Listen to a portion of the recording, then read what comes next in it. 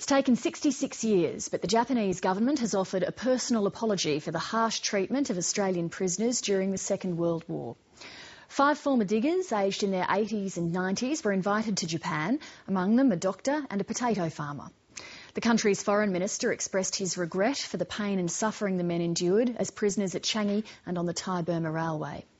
The men made an emotional pilgrimage to the sites of the Japanese prison camps where they were held. North Asia correspondent Mark Willesee reports from Tokyo.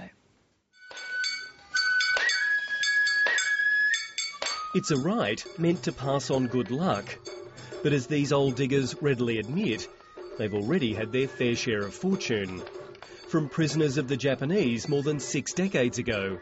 Today, they're honoured guests of the government in Tokyo. Some of my mates said, "You wouldn't go there, would you?" I said, "I would."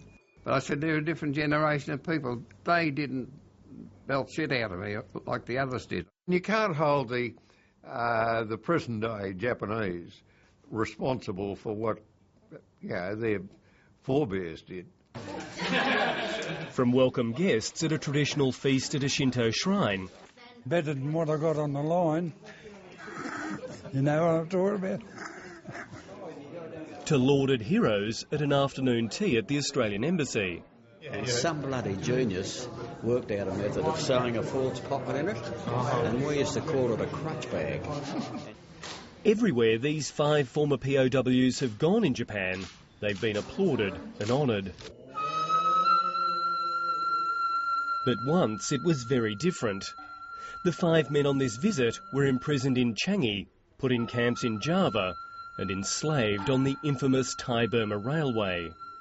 Of the more than 22,000 Australians taken prisoner by the Japanese, more than a third died in captivity, the vast majority from lethal brutality, tropical disease, overwork and starvation. A bloke would get depressed, you'd see a look in his eye, and all the medical aid in the world wouldn't have saved him. Within a week or 10 days, he was dead. Harold Ramsey survived not only the horrors of the Thai-Burma Railway, but also the sinking of the transport ship taking him to Japan. As a doctor, Rolly Richards treated thousands of his fellow POWs in Changi, on the Thai-Burma Railway, and at a camp in northern Japan. I had the power of life and death over all of these men. I could send them to work, and they'd probably die as a result of it. Or I could try and keep them back in camp and give them a chance to live.